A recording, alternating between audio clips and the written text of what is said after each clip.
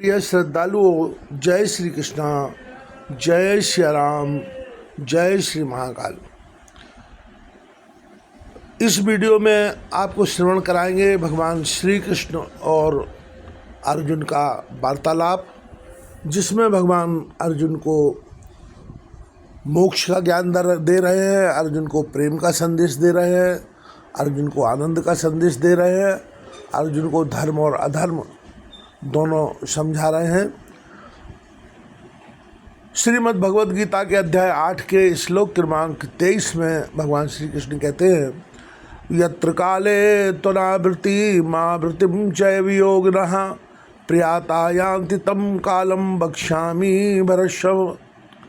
भगवान श्री कृष्ण अर्जुन से कहते हैं कि हे पार्थ, जिस काल में शरीर त्याग कर गए हुए योगी जन तो वापस न लौटने वाली गति को, और जिस काल में गए हुए वापस लौटने वाली गति को ही प्राप्त होते हैं, उस काल को अर्थात दोनों मार्गों को कहूँगा। तात्पर्य यह है कि व्यक्ति की मुक्ति कैसे होती है, जो उसका वापस माँ के गर्भ में आना ना हो, और वह स्थिति कैसे होती है जब उसको पुनः माँ के गर्भ में आना पड़ता है। यह इस बात को भगवान कृष्ण बताने जा रहे हैं। अग्निर्ज्योतिरः शुक्ला षण्मासा उत्तरायणम तत्र प्रयाता गच्छन्ति ब्रह्म विदो जनाः। भगवान कहते हैं कि जिस मार्ग में ज्योतिर्मय अग्नि अभिमानी देवता है, दिन का अभिमानी देवता है, शुक्ल पक्ष का अभिमानी देवता है, और उत्तरायण के 6 महीनों का अभिमानी देवता है, उस मार्ग में मरकर गए हुए ब्रह्मवेत्ता योगी जन उपर्युक्त देवताओं द्वारा क्रम से ले जाए जाकर ब्रह्म को प्राप्त होते हैं। आगे भगवान श्लोक क्रमांक 25 में कहते हैं, धूमो रात्रिस्तथा कृष्णा षड्मासा दक्षिणायनम तत्र चांद्रमसम ज्योतिर्योगी प्राप्त निवर्तते।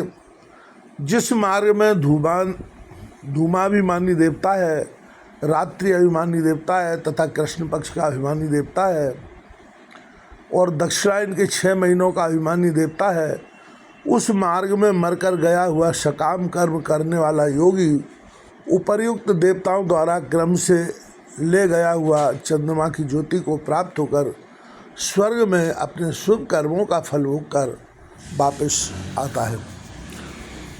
शुक्ल कृष्ण गति हेते जगता शाश्वते मते एक्या यातनावृत्ति मनयया वर्तते पुनः।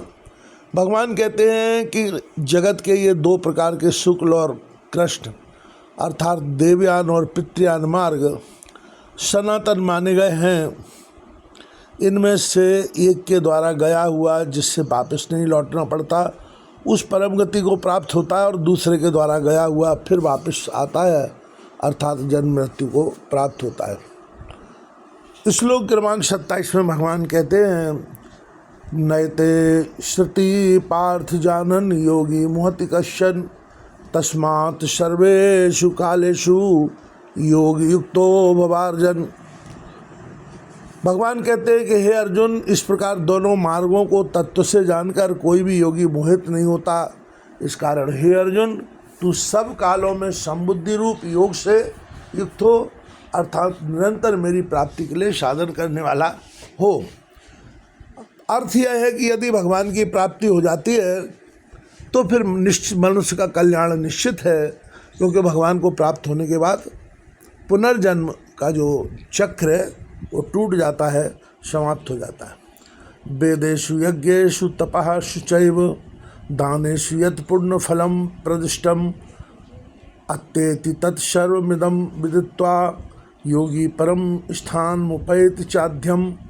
योगी पुरुष इस रहस्य को तत्व से जानकर वेदों के पढ़ने में तथा यज्ञ तप और दानादि के करने में जो पूर्ण फल कहा गया है, उन सब को निस्संदेह उल्लंघन कर जाता है और सनातन परम पद को प्राप्त होता है। अर्थ यह है कि फिर दान इत्यादि जो तप है, दान है, और अन्य प्रकार के जो साधन है, वो साधन सब दूसरे स्थान पर हो जाते हैं, और ये ऐसा योगी जिसने भगवान को प्राप्त कर लिया है वो अत्यंत उच्च अवस्था में पहुंच जाता है और उसका पुनर्जन्म नहीं होता, उसे वापस माँ के घर में नहीं आना पड़ता।